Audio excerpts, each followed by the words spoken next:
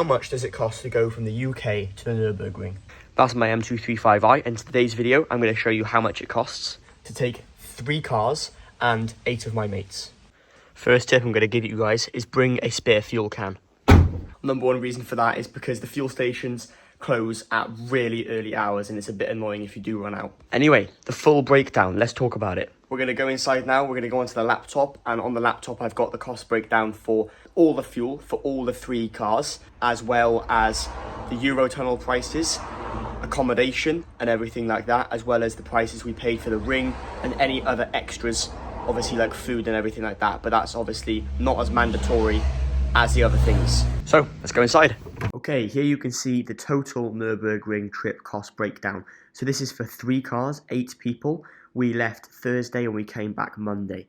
So first of all, let's cover the fuel. This turned out to be £120 per person, which may seem like a lot. However, this encounters all the travelling fuel as well as fuel going around the Nürburgring and filling up with some pretty expensive petrol stations. But we had the opportunity to have the benefit of 102 octane fuel, so this is something to bear in mind. The total was 960, which really isn't that bad. Then we have the Eurotunnel. This was £90 each way, or well, per car, for example.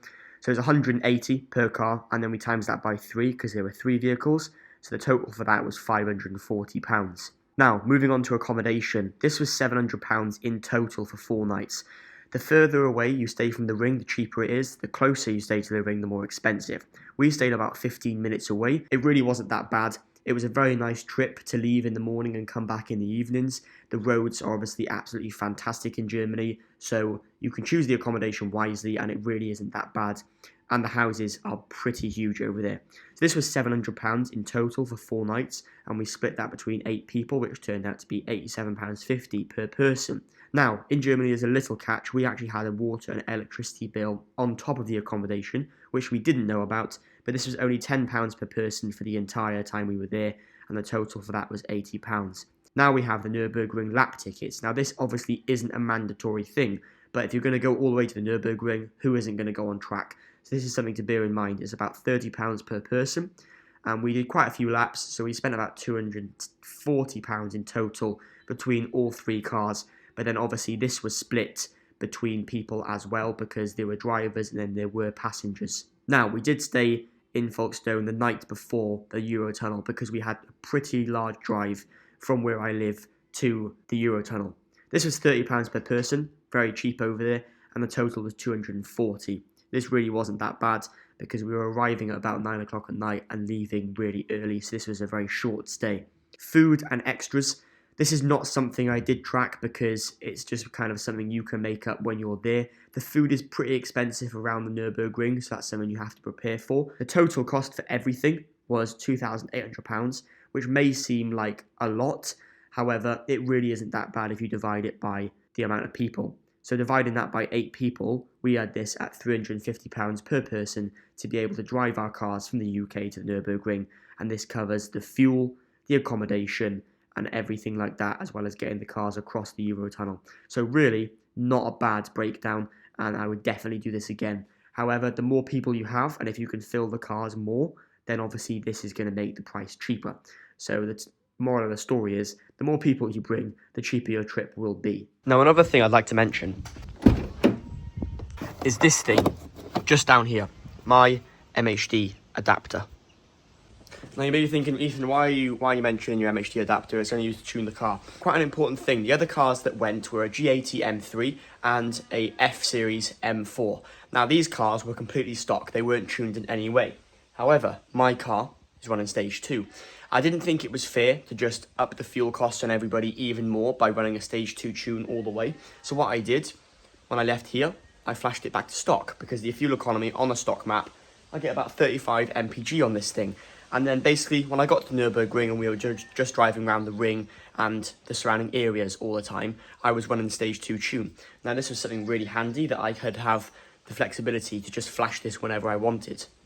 And there's another reason why, if you can get software for your car that you can just tune on your phone instead of having a map which is built in and you can't change it, it's quite good for doing these long journeys, because I knew if I drove that the entire way with a stage 2 tune, I would do well to get above 20 mpg.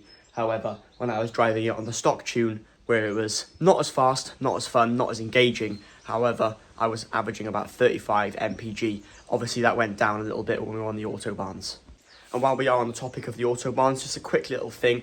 Just be careful, guys. It's very important that you just check your tyres often. Make sure there's no nails on them. Make sure there's no bulges, even on the inside arches where you can't see. Just make sure your car is completely all good to kind of handle those speeds, because yes, it is legal to go as fast as you want on those roads. However, if you have a blowout or something like that, it's game over.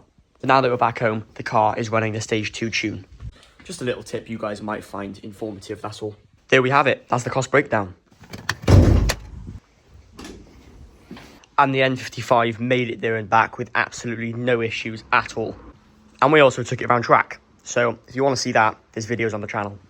So would I recommend the experience? I would say 100%. Compared to the UK, the UK's roads are just a joke compared to things in Germany. There's no potholes in Germany that I found. The roads are absolutely stunning. The surfaces on them are incredible. And when you're at the Nürburgring, bringing a car like this, which looks okay in the UK, you just feel like a peasant. There's GT3 RSs everywhere. There's track cars everywhere. The experience is unreal.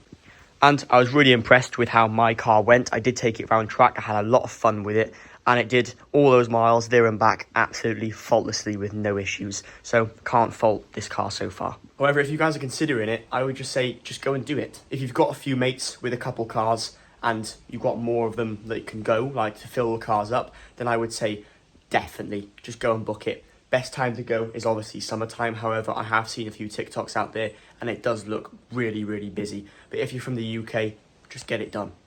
And now my N55 rests in the garage. And the semi-slicks performed outstandingly well as the whole brake setup.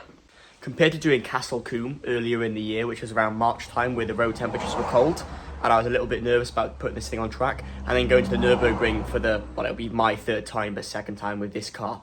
I was a little bit nervous to put it on track, but it did blow me away with how it went. I really hope you guys found this video helpful. If you want to leave any comments down below about any other questions you have, then be sure to do it and I'll answer them. If you found it informative in any way, you can give it a like. And if you want to see more videos on my M235i, then you can hit the subscribe button. It's completely free and it helps me out. Apart from that, I really hope you guys enjoyed watching today's video and I'll catch you in the next one. Thanks for watching.